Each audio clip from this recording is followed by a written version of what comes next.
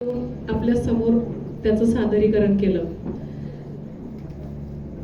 मानवी नात्यांमध्ये तो ती याचं त्रिकोण, प्रेमाचं त्रिकोण आपण पाहिले, पण वेगळ्या लव्ह स्टोरीला ह्यांनी हात घातला आणि ती लव्ह स्टोरी, तिचं जे काही सामाजिक चित्रण, समाजामध्ये असलेले कॅरेक्टर त्याला कसं स्वीकारतात, समाज कुटुंब कसे विरोधात उभं राहतात, ही खरी स्थिती आहे.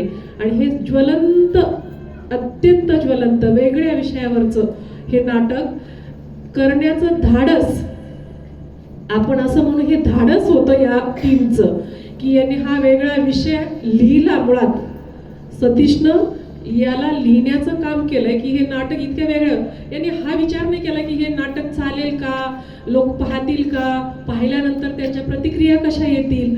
तर कलावंताचं कामच असं मुळात असतं की तो नव्या विषयाला हात घालून सतत विचारांची मोडतोड करत असतो, सतत नवे विचार कसे समाजापुढे ठेवता येतील.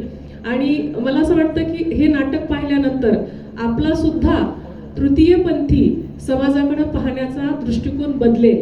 तो बदलायला हवा. ते पण माणसं असतात, त्यांच्या पण भावना असतात, हे समजून घेण्याचा विषय हा यांनी आपल्या समोर ठेवलाय. तो विचार सोबत घेऊन आपण जाऊया.